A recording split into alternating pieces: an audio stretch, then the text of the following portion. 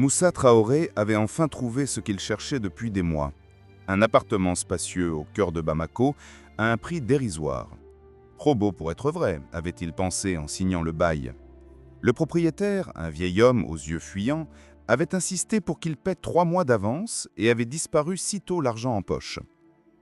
L'immeuble colonial délabré se dressait dans le quartier de Badalabougou, ses murs ocre rongés par l'harmattan et les pluies de la saison humide. L'appartement du 2e étage était meublé d'objets hétéroclites. Des masques Dogon authentiques côtoyaient des meubles art déco poussiéreux et dans un coin, une étrange statue en bronze représentant un être aux traits indéfinissables semblait observer chaque mouvement. Le premier soir, Moussa s'installa devant sa télévision avec un thé à la menthe. Ingénieur informatique de formation, il avait quitté son emploi à Abidjan pour créer sa propre entreprise de développement d'applications. Ce nouvel appartement marquait un nouveau départ. C'est alors qu'il entendit le bruit pour la première fois. Un froissement, comme si quelqu'un manipulait du papier dans la pièce voisine. Moussa se leva, vérifia toutes les pièces. Rien. Peut-être les rats, se dit-il en haussant les épaules.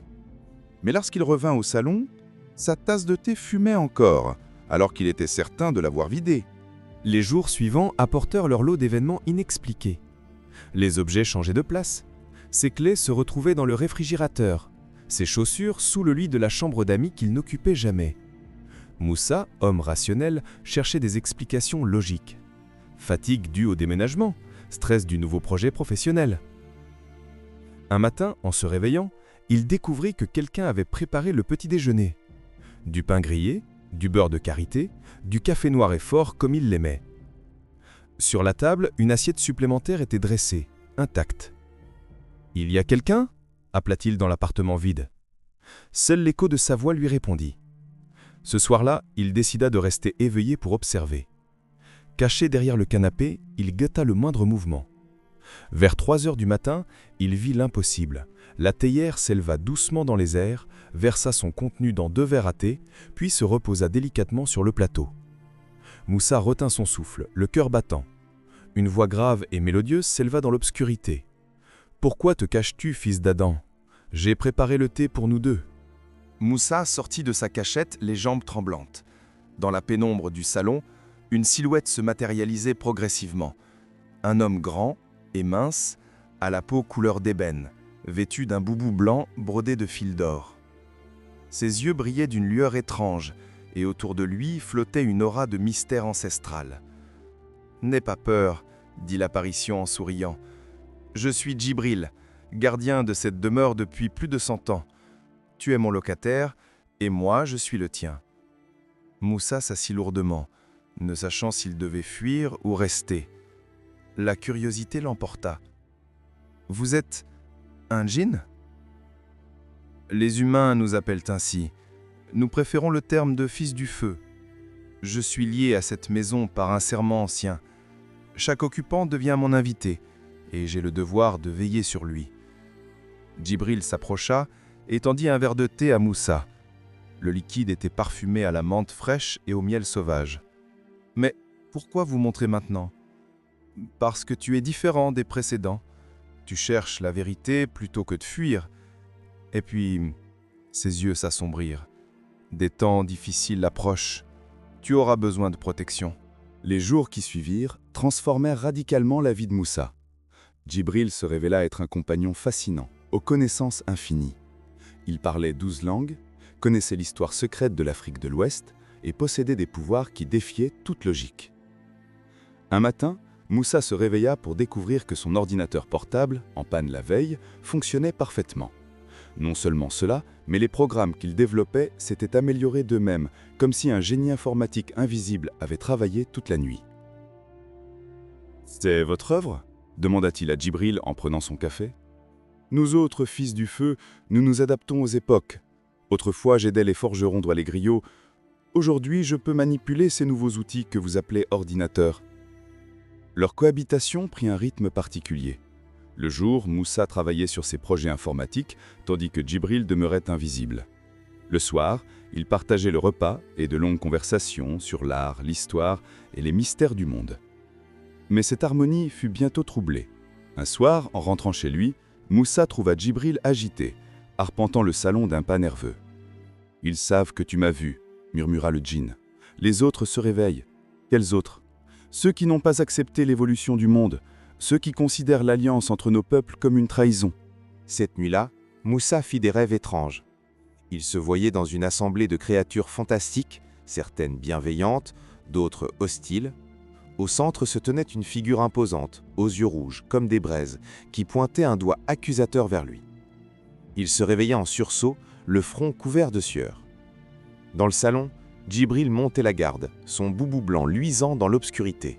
« Tu as rêvé d'eux », constata le djinn sans se retourner. « Le lien qui nous unit ouvre des portes que peu d'humains peuvent franchir. » Qui était cette créature aux yeux rouges ? Malik al-Nar, le maître des flammes noires. Il règne sur les djinns rebelles qui refusent de coexister avec les humains. Il veut récupérer cette maison et tous ceux qui y vivent sous sa domination. Les jours suivants, des incidents étranges commencèrent à se multiplier dans le quartier. Les voisins parlaient de pannes électriques inexpliquées, d'appareils qui se déréglaient, de cauchemars peuplés d'ombres menaçantes. Moussa comprit qu'il était devenu malgré lui le centre d'un conflit ancestral. Un après-midi, en sortant faire des courses, il croisa Madame Konaté, la vieille femme qui tenait la boutique du rez-de-chaussée. Elle le regarda avec des yeux inquiets. « Mon fils, tu devrais quitter cette maison. Elle porte malheur à tous ceux qui l'habitent. » « Pourquoi dites-vous cela ? » ?»« Parce que j'y ai vécu il y a 40 ans. J'ai vu ce que tu vois maintenant. Et j'ai vu ce qui arrive à ceux qui restent trop longtemps. » Ce soir-là, Moussa exigea des explications. Djibril l'emmena sur la terrasse de l'immeuble, d'où l'on pouvait voir tout Bamako scintiller tous les étoiles. Cette maison a été construite en 1924 par un colon français passionné d'occultisme, commença le djinn. Il avait découvert que cet endroit était un point de convergence entre le monde des humains et le nôtre. Il a conclu un pacte avec moi. Je protégerai sa demeure en échange de ma liberté de mouvement. Et après sa mort, j'ai continué à veiller sur les occupants successifs. Certains ont accepté ma présence, d'autres ont fui. Mais toi, tu es le premier à vraiment communiquer avec moi. Cela change tout. Djibril se tourna vers Moussa, son regard brillant d'une intensité nouvelle. Notre alliance a réveillé des forces anciennes. Malik al-Nar considère que j'ai trahi les miens en m'alliant à un humain. Il veut faire de cette maison un exemple. Que risque-t-il de se passer ? Il va envoyer ses émissaires pour nous séparer. Ils prendront possession de ton esprit, petit à petit, jusqu'à ce que tu perdes la raison. Ou que tu me renonces. Moussa sentit un frisson glacé parcourir son échine. Il commençait à comprendre pourquoi l'appartement était si bon marché, pourquoi le propriétaire avait fui sitôt le bail signé. Et si je pars ? Tu peux essayer. Mais le lien qui nous unit maintenant ne se brise pas facilement. Et puis, Djibril sourit tristement, j'aimerais que tu restes. Pour la première fois en 100 ans, je ne me sens plus seul. La première manifestation de Malik al-Nar se produisit une semaine plus tard. Moussa travaillait tard sur son ordinateur quand l'écran se mit à clignoter. Des mots apparurent, écrits en lettres de feu. « Renonce au djinn ou subis les conséquences. » L'appartement devint glacial malgré la chaleur de la nuit bamakoise. Djibril matérialisa instantanément le visage grave. « Il commence ses intimidations, murmura-t-il. Ne répond pas, ne montre aucune peur. » Mais les manifestations s'intensifièrent. Les robinets se mirent à couler du sang. Les miroirs reflétaient des visages inconnus et terrifiants, des voix chuchotaient des menaces dans les murs. Moussa tentait de rationaliser, de trouver des explications scientifiques, mais l'évidence s'imposait. Il était au cœur d'une guerre surnaturelle. Une nuit, il se réveilla paralysé. Une présence malveillante pesait sur sa poitrine, l'empêchant de respirer. Dans l'obscurité, il distingua une forme sombre penchée sur lui, aux yeux rouges et luisants. « Abandonne le traître !» siffla une voix venue d'outre-tombe, ou rejoins-le dans les flammes éternelles. Djibril apparut soudain, rayonnant d'une lumière blanche qui chassa l'ombre. Un combat silencieux s'engagea entre les deux entités, fait d'éclairs et de déflagrations invisibles. Finalement, la présence maléfique se retira, mais pas avant d'avoir lancé « Ce n'est qu'un début, fils d'Adam. Nous reviendrons plus forts. » Djibril comprit qu'il devait préparer Moussa à résister aux assauts qui s'intensifieraient. Il lui enseigna les rudiments de la protection spirituelle, certaines prières, des gestes précis, l'utilisation d'amulettes et d'encens spéciaux. Ton esprit est ton arme la plus puissante, expliquait-il. Malik Al-Nar ne peut te posséder que si tu doutes, si tu as peur, si tu renonces à notre alliance. Il transformait l'appartement en forteresse spirituelle. Djibril traça des symboles de protection sur les murs, disposa des miroirs selon un ordre mystérieux et plaça des offrandes aux 4 coins de chaque pièce. Moussa apprit également l'histoire secrète des djinns. Créés du feu sans fumée avant la naissance d'Adam, ils avaient d'abord régné seuls sur la terre. L'arrivée des humains avait divisé leur peuple. Certains, comme Djibril, acceptaient la coexistence et même la collaboration. D'autres, menés par Malik Al-Nar, considéraient les humains comme des intrus à éliminer. « Pourquoi avez-vous choisi de nous aider » demanda Moussa un soir. « Parce que vous créez, » répondit Djibril. « Nous manipulons ce qui existe.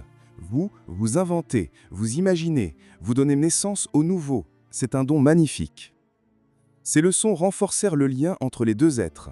Moussa découvrait en lui des capacités insoupçonnées.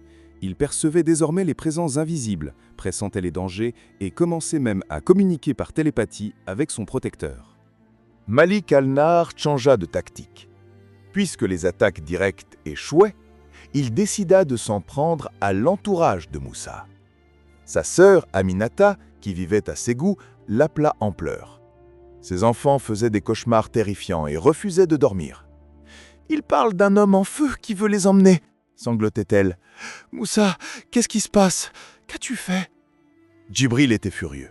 « Il franchit toutes les limites, s'en prendre à des innocents, à des enfants !» Ils se rendirent immédiatement à Ségou. Pendant le trajet, Djibril expliqua à Moussa que sa famille était désormais liée à leur conflit par les liens du sang et de l'affection. Malik Al-Nar utilise tes émotions contre toi. Plus tu tiens à quelqu'un, plus cette personne devient vulnérable à ses attaques. Arrivés chez Aminata, ils trouvèrent la maison dans un état de chaos. Les enfants, âgés de 6 et 9 ans, étaient terrés dans un coin, parlant à voix basse d'un méchant monsieur qui apparaissait dans leurs rêves. Djibril entreprit de purifier la maison, tandis que Moussa rassura sa sœur. Mais cette nuit-là, l'attaque fut plus violente que jamais. Les murs se mirent à saigner, des grondements résonnaient dans les fondations et une odeur de soufre envahit toute la demeure. « Il faut que tu partes, » supplia Aminata. « Tu attires le malheur sur nous tous. » C'était exactement ce que voulait Malik Al-Nar. De retour à Bamako, Moussa était rongé par la culpabilité. Comment pouvait-il exposer sa famille à de tels dangers? Djibril lisait dans ses pensées et tentait de la rassurer. Mais le doute s'insinuait dans l'esprit du jeune homme. « Peut-être devrais-je rompre notre alliance » murmura-t-il un soir. « Peut-être que tout redeviendrait normal ?»« Tu crois vraiment que Malik Al-Nar s'arrêterait là ?» répliqua Djibril. « Il a goûté à ton énergie, il connaît ta famille. Même si tu m'y renonces, il continuera à te harceler. La seule solution, c'est de lui tenir tête. » Cette nuit-là, Moussa eut une vision. Il se trouvait dans un désert de sable noir où des djinns combattaient une guerre éternelle. Au centre du chaos se dressait Malik Al-Nar, plus terrifiant que dans tous ses cauchemars. Ses yeux rouges fixèrent Moussa, et il parla d'une voix qui résonnait comme le tonnerre. « Rejoins-moi, fils d'Adam. Renonce aux traîtres et je ferai de toi le pont entre nos peuples. Tu régneras sur les humains en mon nom. Et si je refuse, alors tu périras, et avec toi tous ceux que tu aimes. » Moussa se réveilla en sursaut. Sa décision était prise. Il ne céderait pas au chantage. Djibril avait raison, fuir ne servirait à rien. Il fallait se battre. « J'accepte le défi », déclara-t-il à voix haute dans l'obscurité. « Mais je ne combattrai pas seul. » Un sourire illumina le visage de Djibril qui venait d'apparaître. « Alors, il est temps que tu rencontres les alliés que je n'ai pas encore osé te présenter. » La nuit suivante, Djibril conduisit Moussa dans les souterrains de Bamako, un dédale de tunnels creusés sous la ville depuis l'époque coloniale. Au cœur de ce labyrinthe souterrain, ils atteignirent une vaste salle éclairée par des brasiers mystérieux. Une assemblée extraordinaire les y attendait. Des djinns de toutes sortes, certains aux apparences humaines, d'autres aux formes fantastiques, côtoyaient des humains au regard intense. Moussa reconnut parmi eux Madame Konaté, la vieille boutiquière. « Bienvenue dans la confrérie des deux mondes », déclara un djinn imposant, au visage marqué par d'anciennes cicatrices. « Je suis Hakim, le sage. Nous sommes ceux qui croient en l'alliance entre nos peuples. » Madame Konaté s'approcha de Moussa. « Je me suis tu trop longtemps, mon fils. Moi aussi, j'ai vécu avec un djinn gardien. Moi aussi, j'ai dû affronter Malik al-Nar. Mais à l'époque, j'étais seul. L'assemblée comptait une douzaine de membres, des humains qui avaient noué des liens avec des djinns protecteurs et des djinns qui avaient choisi de servir l'harmonie plutôt que la discorde. Chacun avait une histoire similaire à celle de Moussa, chacun avait résisté aux assauts de Malik al-Nar. « Pourquoi ne m'avez-vous pas contacté plus tôt » demanda Moussa. « Parce que tu devais d'abord prouver ta détermination » répondit Hakim. « Malik al-Nar devient plus fort à chaque nouvelle alliance qu'il brise. Nous ne pouvions pas risquer de l'introduire parmi nous. » Cette nuit-là, Moussa apprit l'existence d'une guerre secrète qui se déroulait depuis des siècles. La confrérie des deux mondes luttait pour maintenir l'équilibre, tandis que les partisans de Malik al-Nar semaient le chaos et la division. « Ton alliance avec Djibril a un pouvoir particulier », expliqua une djinn aux cheveux de flamme. « Vous êtes liés par le choix mutuel et l'affection, pas par la contrainte ou la peur. C'est ce qui rend Malik al-Nar si dangereux contre vous. » Les membres de la confrérie prirent en charge la formation de Moussa. Chaque jour, il apprenait de nouvelles techniques de protection, de communication avec les esprits, de manipulation des énergies invisibles. Madame Konaté lui enseigna les recettes d'encens et de potions protectrices. Hakim lui révéla les secrets de la méditation transcendante. Moussa découvrit qu'il possédait un don rare, la capacité de servir de pont entre les deux mondes, permettant une communication directe entre humains et djinns. Cette aptitude expliquait pourquoi Malik al-Nar le considérait comme une menace si importante. « Si nous parvenons à stabiliser ton pouvoir, expliqua Djibril, nous pourrons créer un réseau de communication permanent entre nos peuples. Plus besoin de se cacher, plus de méfiance mutuelle. » Mais cet espoir avait un prix. Plus Moussa développait ses capacités, plus les attaques de Malik al-Nar s'intensifiaient.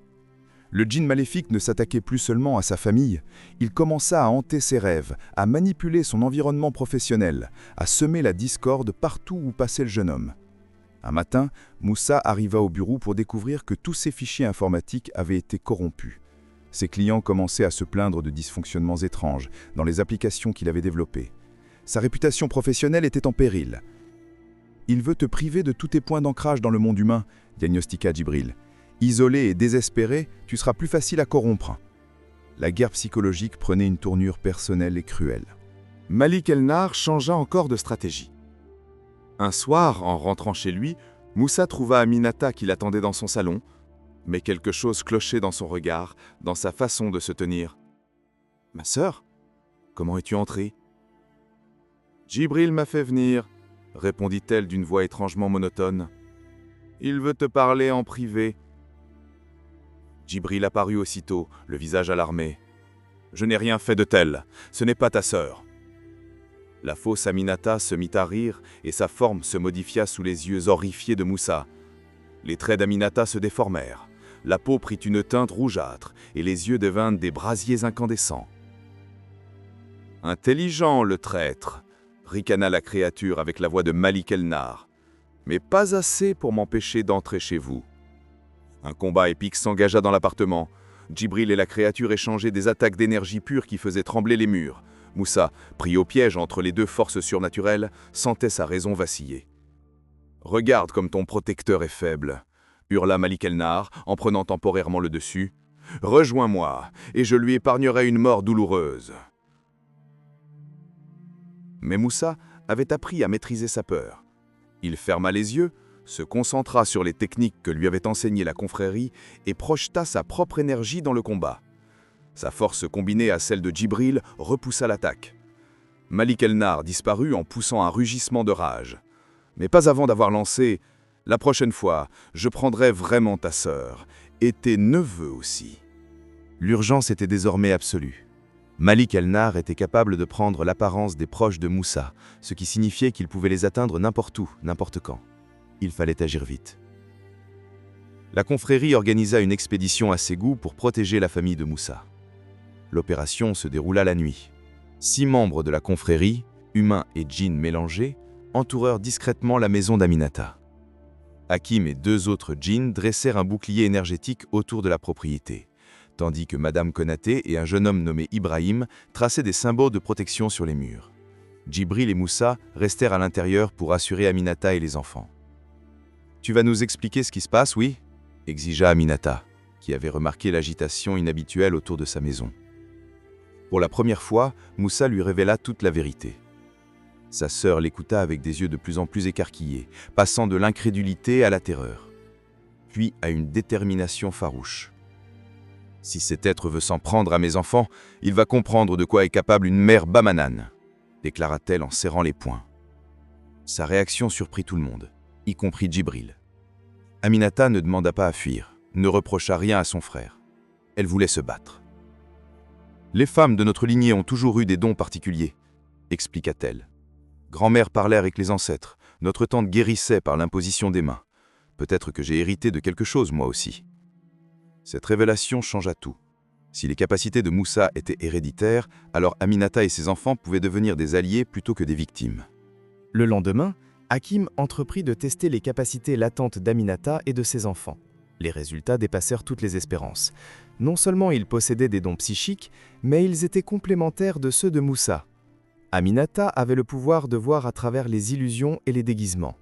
Plus jamais Malik al-Nar ne pourrait la tromper en prenant une fausse apparence. Son fils aîné, Seydou, pouvait communiquer avec les esprits de la nature, tandis que la petite Fatoumata avait un don de guérison spirituelle.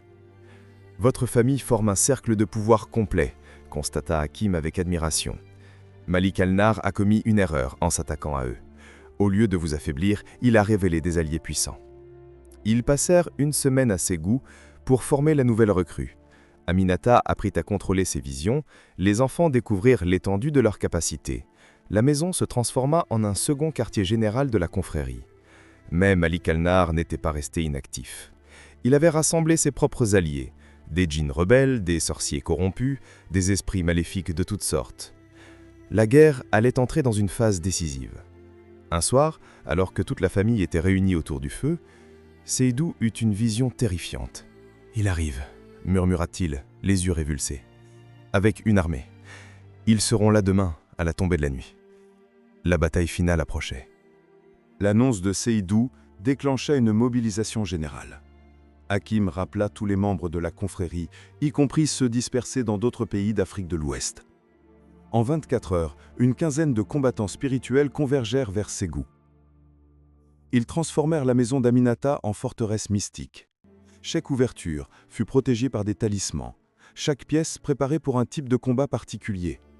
Le salon devint la salle de commandement, la cuisine un laboratoire d'alchimie défensive, les chambres des refuges pour les blessés potentiels.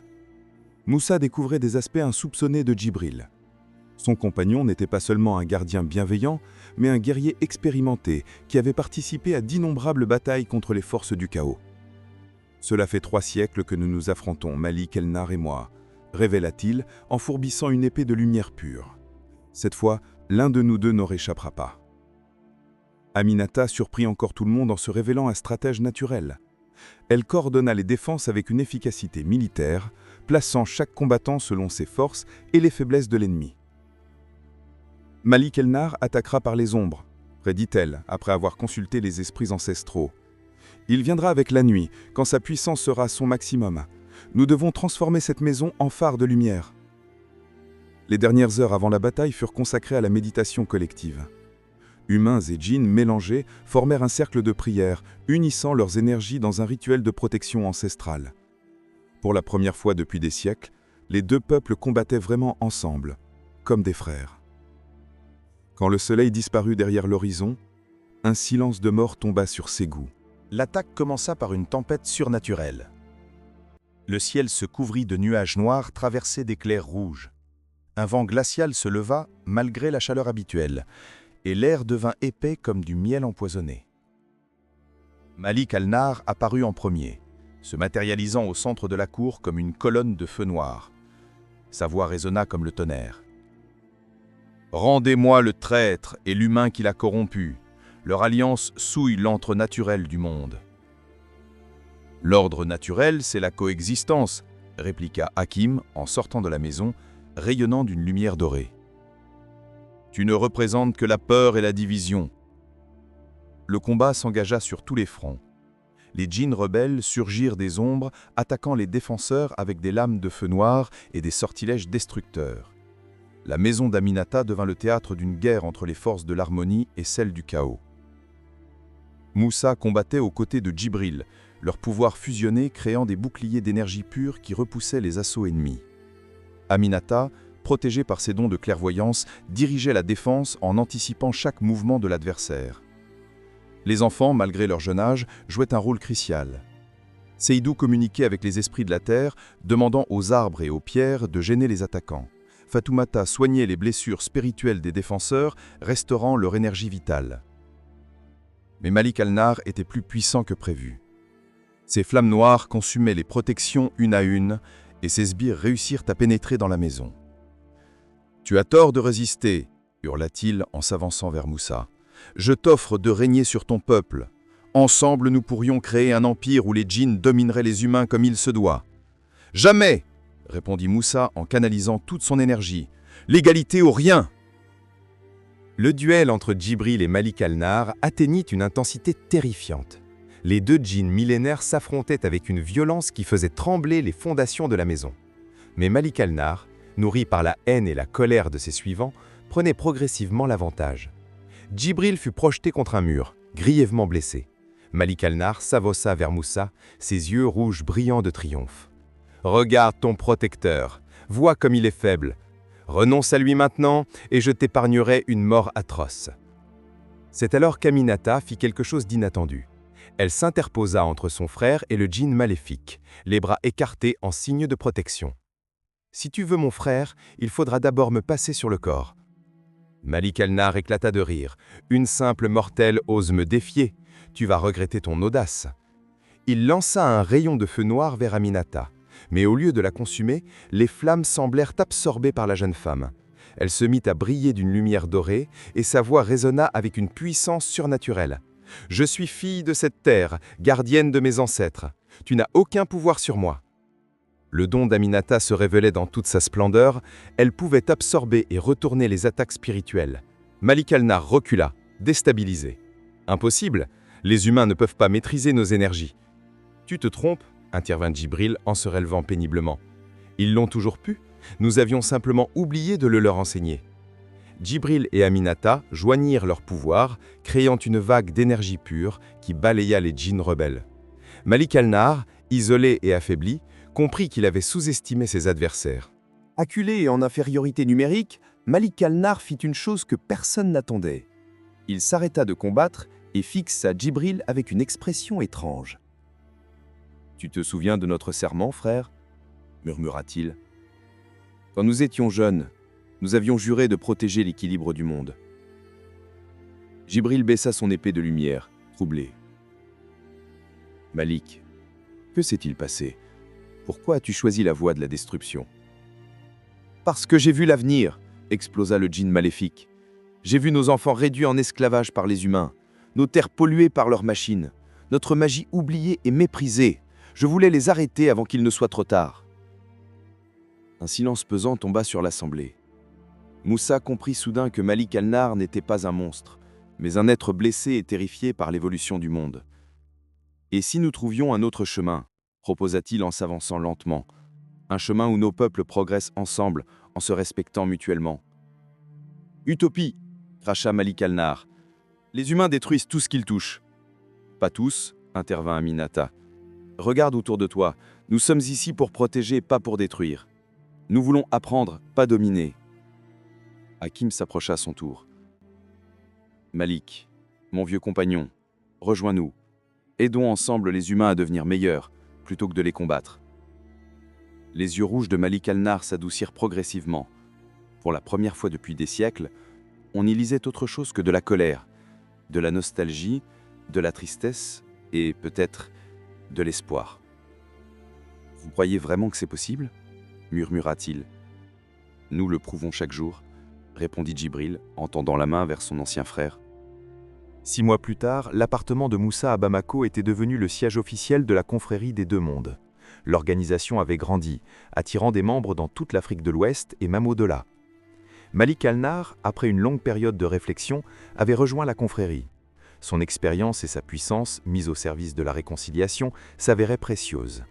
Il dirigeait désormais un programme d'éducation destiné aux jeunes djinns tentés par la rébellion. Moussa avait développé sa première application, permettant la communication entre humains et djinns. Grâce à des algorithmes innovants inspirés par les enseignements de Djibril, le programme traduisait les langages énergétiques en données compréhensibles. Plusieurs universités africaines avaient manifesté leur intérêt pour cette technologie révolutionnaire. Aminata était devenue la première humaine à siéger au Conseil des djinns anciens. Ses dons de clairvoyance et son pragmatisme terrestre apportaient un équilibre nouveau aux décisions millénaires. Un soir, alors qu'il partageait le thé traditionnel sur la terrasse, Djibril fit une confidence à Moussa. « Tu sais, quand j'ai accepté de garder cette maison il y a un siècle, je pensais que ma mission se limiterait à protéger ses occupants. Je n'imaginais pas que nous changerions le monde. »« Nous n'avons fait que commencer, » répondit Moussa en souriant. « Imagine ce que nous peuples pourrons accomplir ensemble dans 100 ans. » Au loin, les lumières de Bamako scintillaient sous les étoiles. Dans les rues de la ville, des humains et des djinns apprenaient lentement à se connaître, à collaborer, à construire ensemble un avenir meilleur. L'histoire de Moussa et Djibril était devenue légende, racontée dans les universités et les villages, inspirant une nouvelle génération de bâtisseurs de ponts entre les mondes. Car parfois, il suffit d'un homme, d'un djinn et d'un appartement au loyer dérisoire pour changer le cours de l'histoire.